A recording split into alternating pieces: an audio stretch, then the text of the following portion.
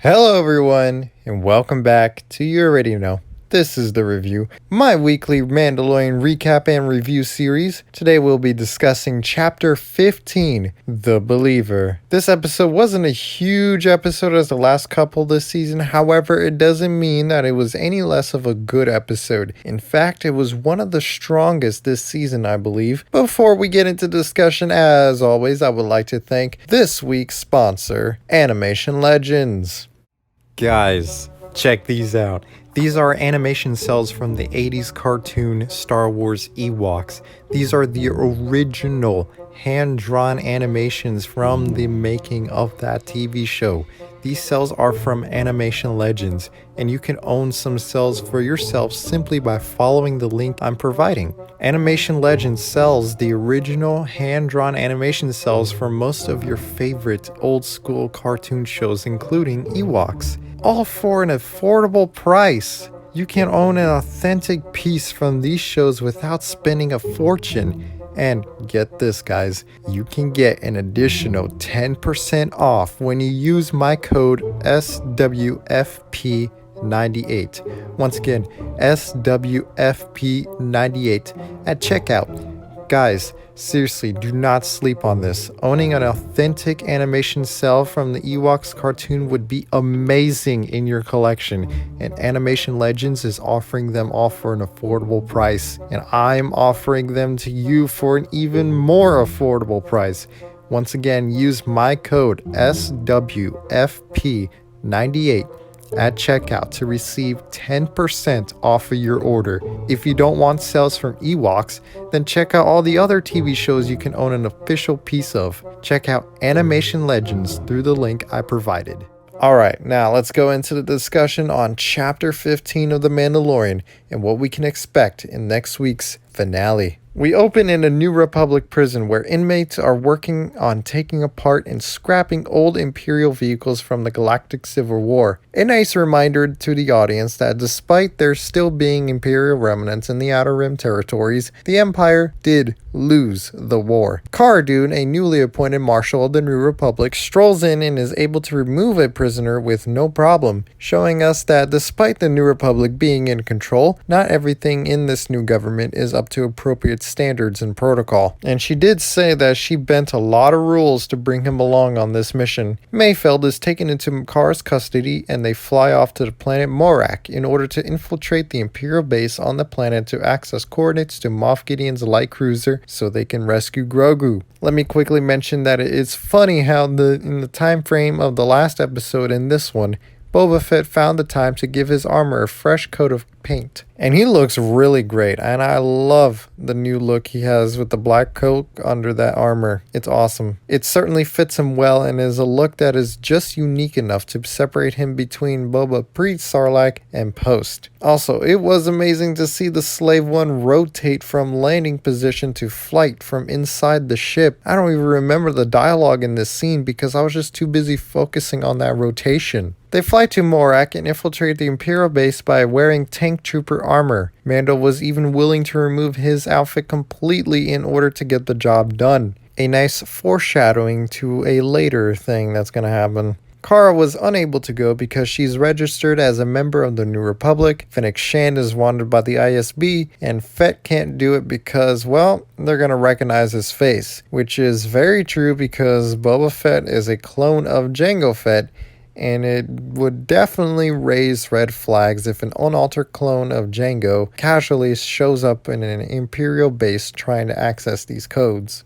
On the way into the base, they drive through a village. Mayfeld comments on how to these people, the Empire and the New Republic are all the same. Just invaders on their land. They are then pursued by pirates who are attempting to explode the Rhydonium they are transporting in order to fight back against the Imperial presence on their planet. Mando hops out to combat the pirates, and we see how much he relies on his Beskar armor to give him advantage in battles as he begins to fight, doing little to cover attacks from behind as a pirate whacks him and shatters the stormtrooper armor. I bet that was a painful reminder that he isn't wearing his Beskar armor. Eventually, TIE fighters come in to actually save the day, and we get an entire celebration feeling as the Empire for once actually saves our main protagonists. We see stormtroopers come in and actually hit their targets perfectly for once as they take out the pirates. And once they reach the inside of the base, we see all the, I guess you can say, grunts of the Imperial Army celebrating their victory. And the high commanding officers don't really bat an eye to their success. This entire scene was great because for just a brief moment, we got to see an alternate take on the Imperials, a more humanized take on them as a whole, really showing how for most of these stormtroopers, they really are just people doing what they can to survive and make a life for themselves in the galaxy. But we quickly lose that alternate take and get reminded of how evil the Empire really is in this next scene coming up. Mando is the one needing to access the terminal to get the coordinates to Moff Gideon because Mayfeld is afraid that someone he used to serve under might recognize him. In this amazing scene, Mando goes in and sacrifices his beliefs and his creed that he was raised on in order to save his child. He removes his stormtrooper helmet, openly exposing his face to everyone in the room. Once again, we are seeing Mando in a vulnerable state, sacrificing everything he is for the sake of this child. A seed that was planted all the way back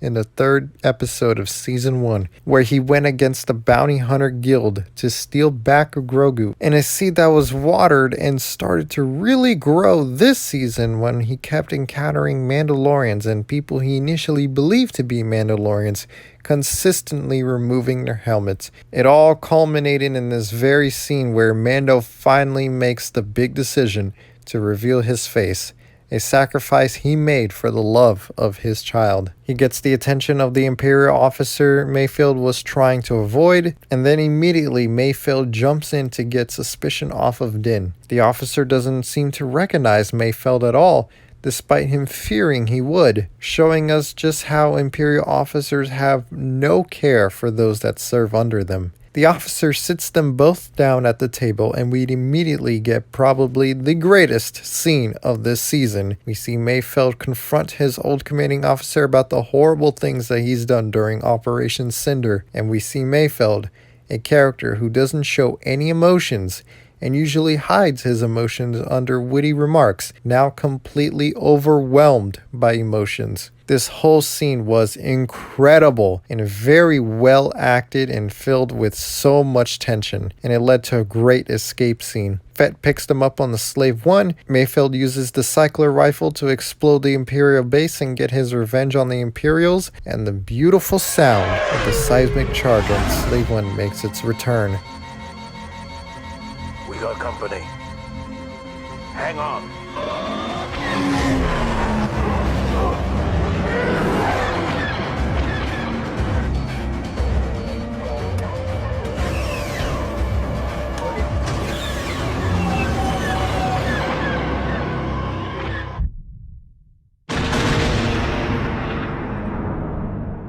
Then we end on Mayfeld being set free and Mando sending a threatening message to Moff Gideon, where he repeats his own speech word to word from last season right back to him, which was so great. And with that, we are ready to go into the finale tomorrow.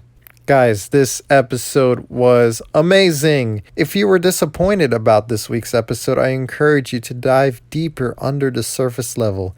This episode had lots of deep meaning from the very beginning to the very end, expertly directed by Rick Famuyiwa. The title itself is also great, The Believer, an episode that challenges all of our characters' beliefs, and even challenges our beliefs about the Empire. We see the beliefs of the villagers, the beliefs of Mayfeld, the beliefs of the commanding officer, and Din Djarin went against his own beliefs to remove his helmet in order to get closer to saving Grogu. Even going back to the Imperial armor shattering on impact, the belief of the Empire itself is fragile and can shatter with a strong enough hit. We saw lots of shattered armor last episode. An excellent episode and extremely refreshing. This whole season has been a lot of big, huge reveals and bombshells in nearly every single episode, from Boba Fett to Ahsoka to Cobb Vanth to Bo-Katan to Dark Troopers and to Thrawn name drops. This episode was just a back to basics for our main storyline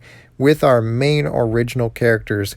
Well, Fett included. And it has a deep meaning throughout the whole episode. Fantastic. And I can't wait to see this incredible season wrap up. And you know what? That's it for me. But before I let you guys go, I just wanted to remind you that once we reach 500 members on our Facebook group, we will do another giveaway for our baby Grogu yarn doll. So go ahead and join us on Facebook and let's grow a community together. Thank you guys so much for watching. Enjoy tomorrow's final episode of The Mandalorian Season 2. May the Force be with you.